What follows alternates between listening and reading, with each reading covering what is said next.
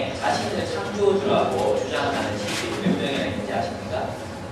아마도 이 세상에 존재하는 종족들의 수만큼이나 많을 것입니다. 근데 그 창조 이야기들을 제대로 한번 들어보면 많은 사람들이 성경이 말하는 창조 이야기나 다른 신화들이 이야기하는 창조 이야기가 굉장히 흡사할 거라고 생각하거든요. 그래서 제가 몇 가지를 알려져 있는 몇 가지를 보여드릴 테니까 보는 게 아니라 들으시면서 한번 판단해 보셨으면 좋겠습니다. 그리스 신화에서는 처음에 카오스라는 신이 있었습니다. 근데 그것으로부터 분리된 닉스와 또 에레보스라는 이런 어떤 존재, 사람 혹은 신 같은 존재가 있었는데 그것으로부터 나온 알 껍질이 땅과 하늘이 됩니다. 굉장히 좀 이렇게 설명이 필요할 것 같지 않습니까? 또 북유럽의 창조 신화에서는 그 긴눈가라는 구멍에서 이렇게 긴눈가라는 구멍이 있었어요. 근데 그 구멍에서 피어오른 얼음이 이렇게 북유럽이 춥잖아요. 얼음이 막 달려 있었는데 거기 달려 있을지 모르겠지만 얼음이 달려 있었는데 그 얼음이 녹아내리면서 이미르라는 거인이 탄생합니다. 근데 이 거인족들의 여인과 소금 덩어리에서 한 남자가 나타나서 이 결혼을 해서 신들이 막 나타나요. 근데 이 신들이 거인 이미르를 죽여서 그 몸으로 천지를 만들어냅니다. 중국에서는 광고라는 어떤 최초의 존재가 계란 껍질 모양의 이런 우주에 잠들어 있다가 이제 깨어났어요. 깨어났는데 자기가 존재하는 그 우주 공간이 이 알껍질 속이니까 너무 깜깜한 거예요. 답답해서 견딜 수가 없어가지고 어디서 나타났는지 모르겠지만 도끼로 그 알껍질을 막 깨기 시작합니다. 깨고 나니까 이제 알껍질이 막 붙어 있잖아요. 그걸 떼가지고 하늘로 올리고 올려서 하늘이 되고 땅으로 내려가지고 땅이 됩니다. 그렇게 우주가 탄생합니다. 아프리카 풀라니족의 창조 신화에서는 태초에 우유 한 방울이 있었습니다. 근데 둔달이라는 존재가 와서 돌과 공기와 물과 불 등의 물질 세계와 인간을 창조했다고 되어 있습니다. 그러니까 대부분 이 창세기는 어떻게 말합니까? 창세기에서 하나님의 창조 이야기는 하나님이 태초에 천지를 창조하십니다. 하나님이 무에서 유를 창조하신 전능한 존재라고 말하는 반면에 다른 대부분의 신화들에서는 이 세상은 어떤 존재예요? 신의 연속이에요. 신의 연속. 신이 죽어서 만들어진 시체, 그 시체, 토막난 시체들이 이 피조 세계가 되거나, 그러니까 패배한 신들이죠. 어떤 힘이 강한 그런 신들에게 패배해서 죽임을 당한 신들의 시체가 세상이 됐어요. 그러니까 이 세상은 두 가지 의미가 함축되어 있는 거죠. 하나는 뭐냐 하면 패배한 신이기 때문에 질이 떨어져요. 이 세상은 질이 떨어지는 세상이에요. 그래서 고통과 막 이런 것들이 존재한다는 어떤 설명이 되겠죠. 또 하나는 뭐냐 하면 대부분의 그 신화들이 가지고 있는 그 신화에서의 신들의 특이, 세상의 특징은 신성이 되어 있어요. 그죠? 신들의 시체니까. 신들의 시체이기 때문에 뭔가 신성이 되어 있는 또 신의 연속무비 그런 존재이기 때문에 숭배의 대상이 된다는 거죠. 숭배의 대상. 그래서 세상의 대부분의 종교들은 어떻게 합니까? 언젠가 하나님을 예배하는 것이 아니라 피조 세계를 예배합니다.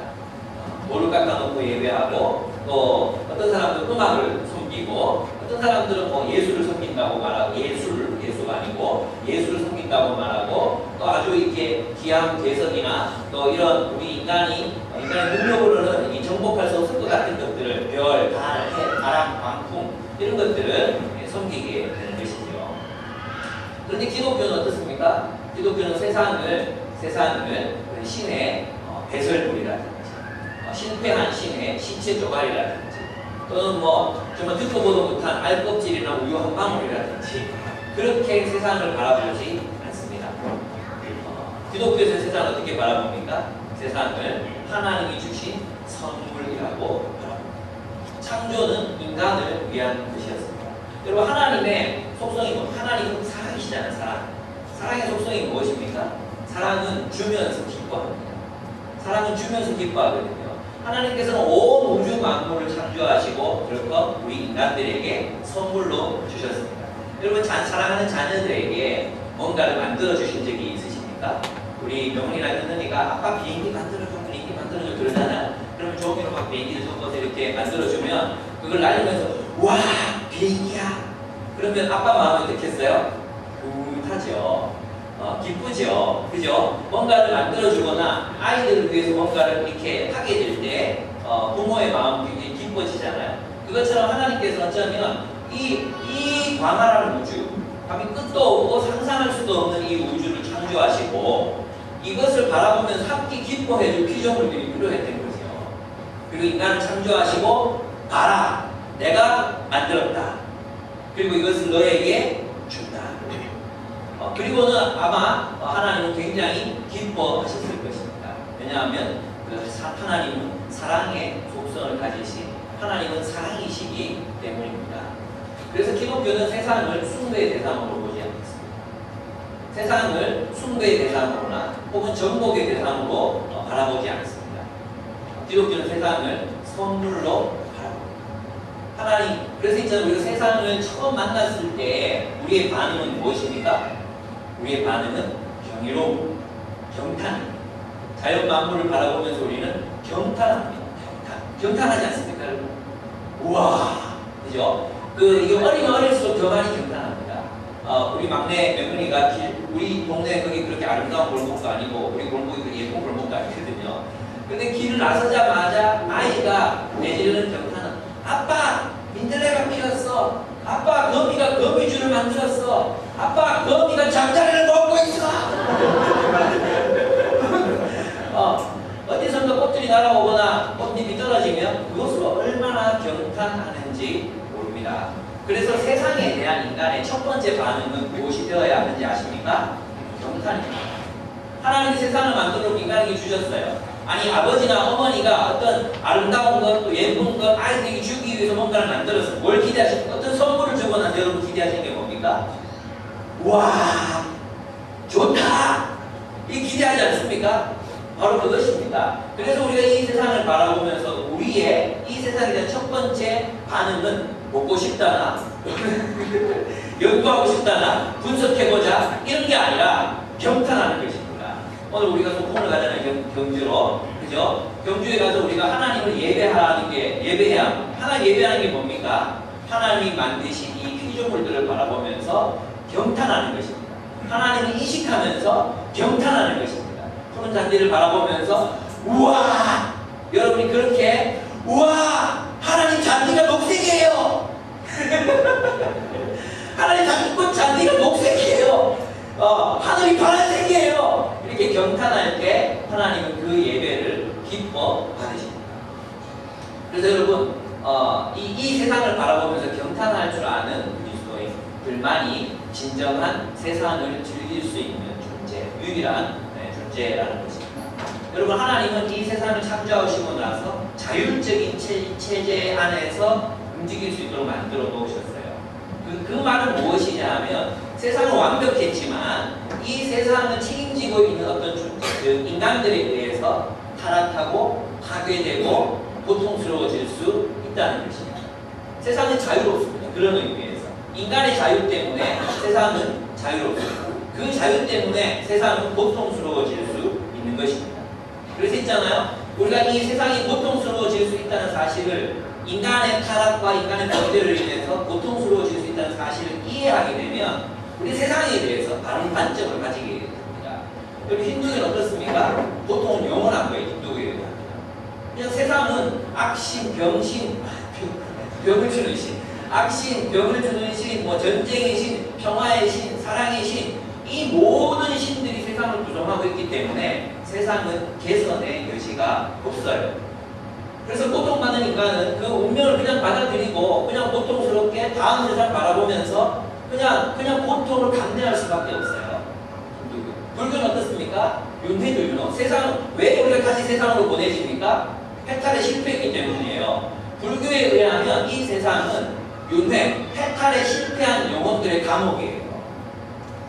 그렇지 않습니까?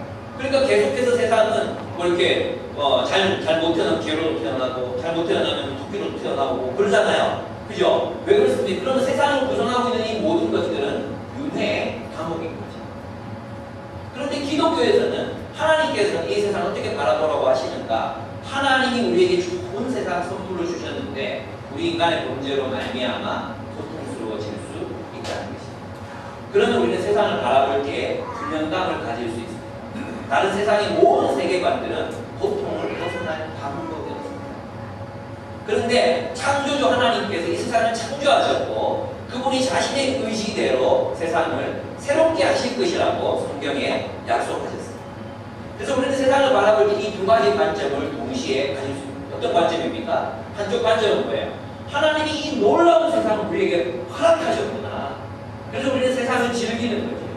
세상을 즐기고 세상을 노래하고 찬미하는 거죠. 그래서 첫째 때가 간거기에 때르게 날아올 때 우리는 그 장관을 바라보면서 와 경탄하는 거죠.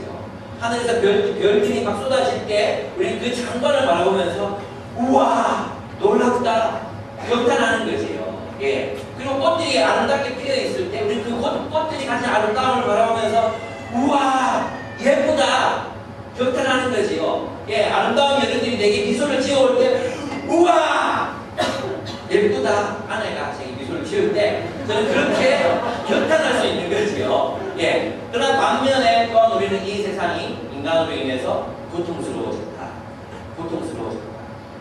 그래서 우리는 또한 기억하고 이 세상의 고통을 받아들일 수 있게 됩니다. 고통으로 받아들일 수 있게 됩니다.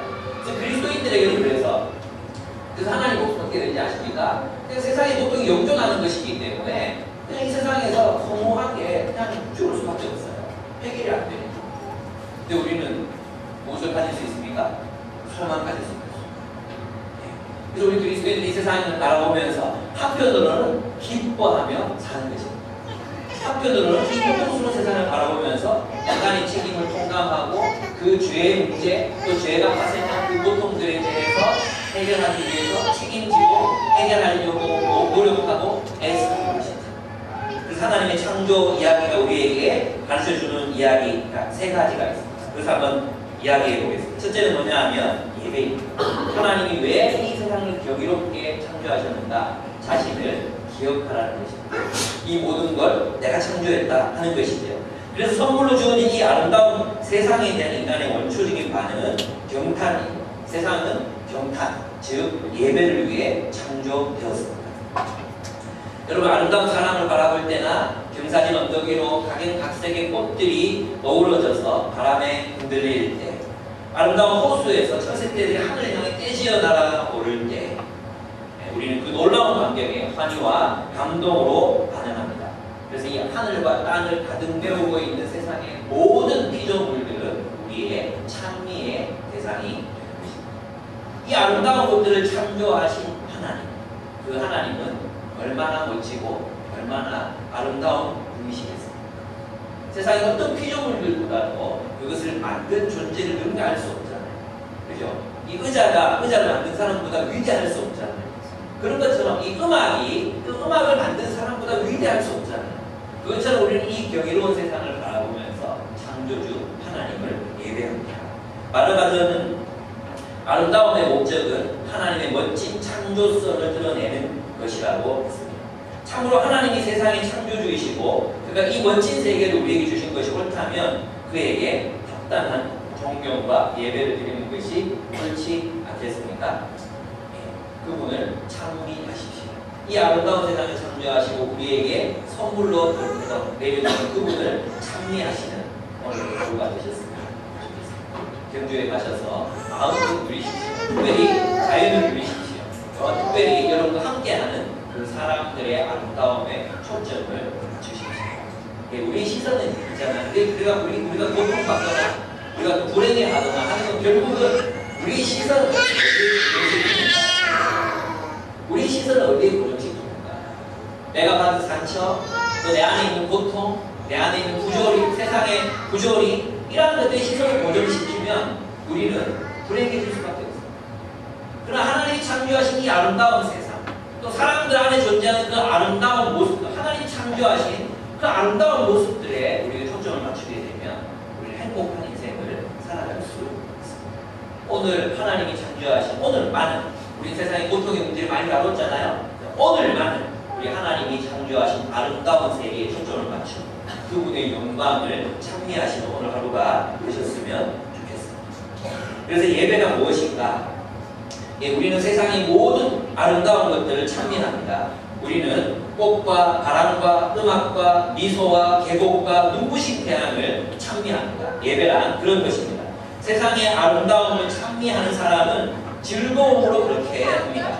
하나님이 창조하신 세상이 이토록 아름다운데 하물며 이 모든 것을 창조하시고 그것도 우리에게 공짜로 우리에게 선물하신 하나님께서는 얼마나 더 아름다운 분이시겠습니까?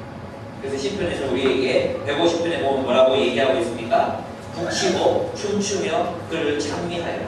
숨쉬는 모든 것들아 여호와를 찬미하여라 라고 말하고 있습니다. 오늘 본문에 보면 140편 5절에 보면 그것들이 여호와의 이름을 찬양함은 그가 명령하심으로 지음을 받았음이로다 이렇게 말하고 있습니다.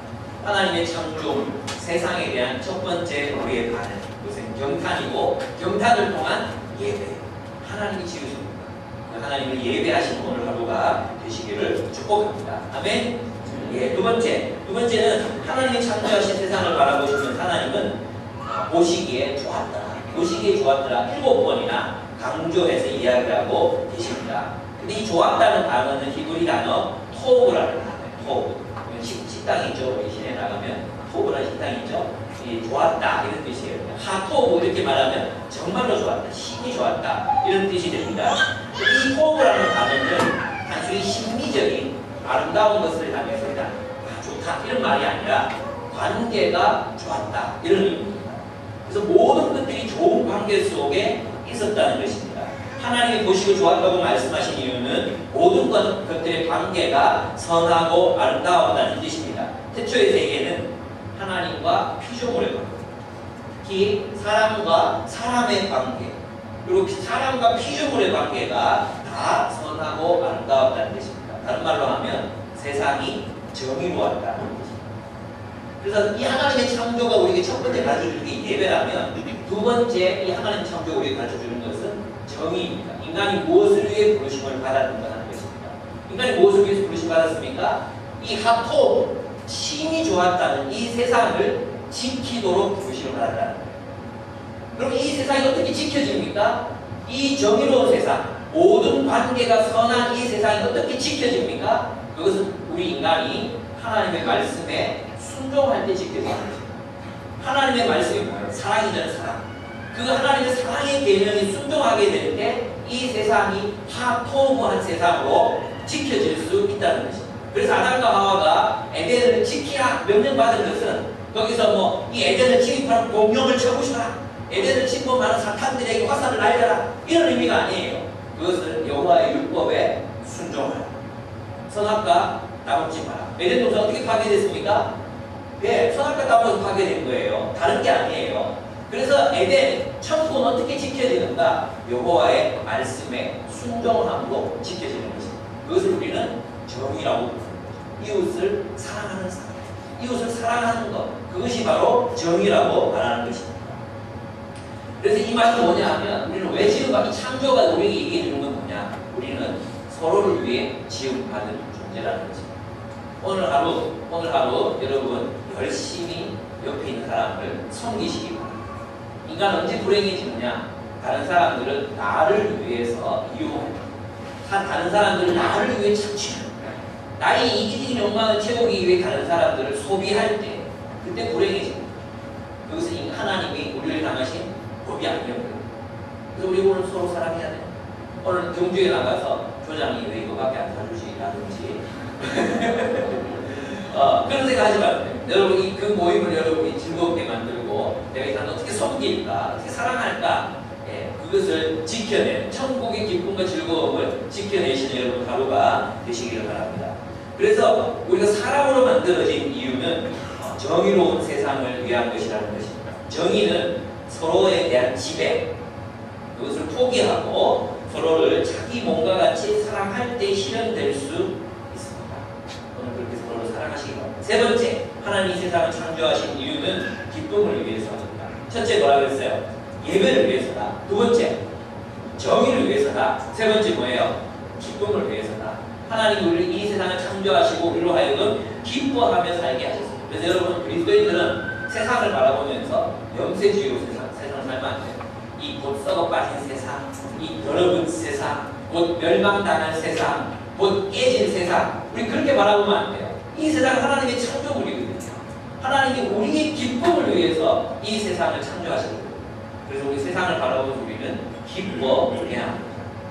비록 인간이 하나님을 떠남으로 말미암아 그 기쁨이 산산조각 나버리긴 했지만 여전히 그 기쁨의 파편들은 여전히 우리 곁에 남아서 반짝거리며 우리의 발견을 기다리고 있습니다.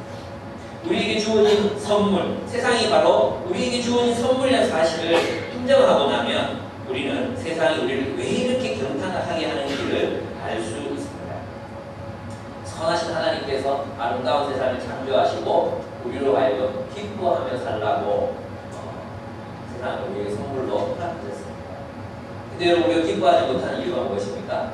삶이라는 것을 선물로 받아들이지 않기 때문입니다.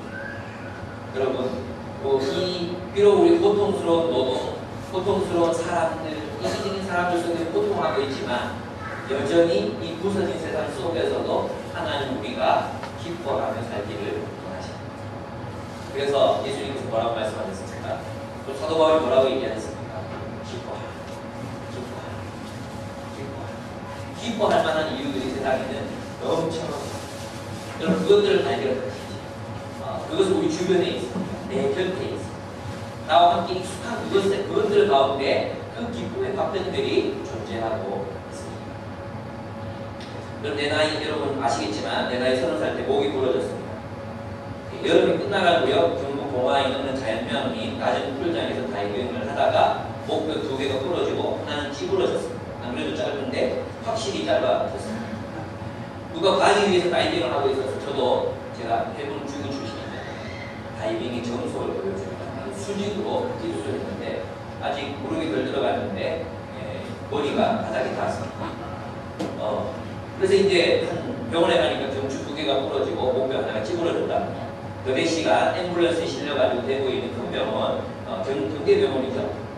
경대병원으로 갔습니다. 며칠 후에 의사들이 드릴을 들고 오더니 내 이마, 내 군대에 구멍을 들었습니다. 꿀꺽 여기다가 나사를 돌려가지고 할로데스라는 걸 세우고 그렇게 제가 3개월 정도를 지냈습니다. 똑바로 누워서 살 수밖에 없습니다. 제가 그때 느낀 게 뭔지 아십니까? 옆으로 누워서 자는 거예요. 머리를 감을 수가 없어요.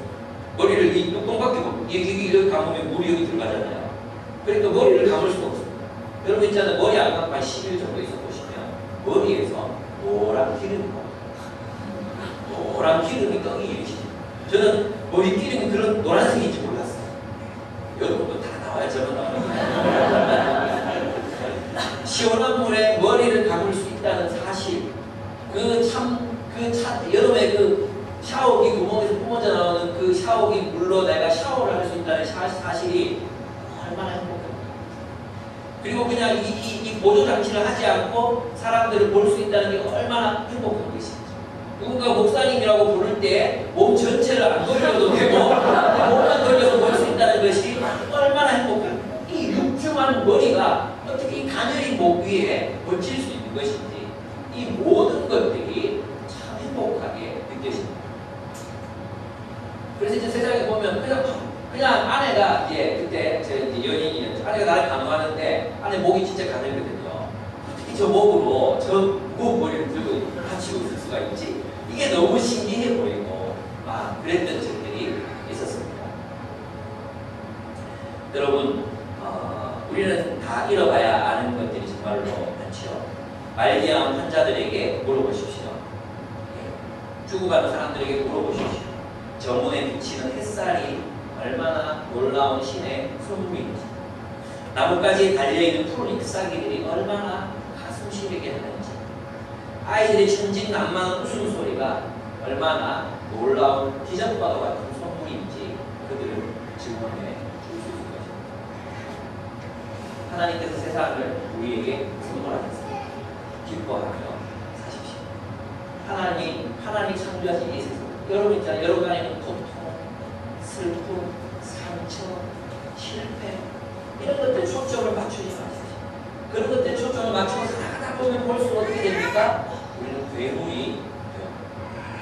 그러나 여러분 하나님이 창조하신 그 아름다운 것들에 초점을 맞추고 살아가다 보면 아름다운 사람들이 그런 것입니다. 감사할 것들이 그만큼 무엇하다는 것입니다. 여러분 오늘 우리가 경주에 나가서 우리 가정 속도 어떻게 할지 모르겠는데 이 주변을 한번 돌아보시면서 하나님의 창조가 우리에게 암시하시는 것들 마음껏 누리셔서 첫째 예배하십시오. 경탄하십시오. 마음껏 탄성을 지르십시오. 두 번째 정의롭게 사십시오. 사랑하십시오. 세 번째 기뻐하며 오늘 하루를 보내시기를 축복합니다. 함께 기도하시겠습니다.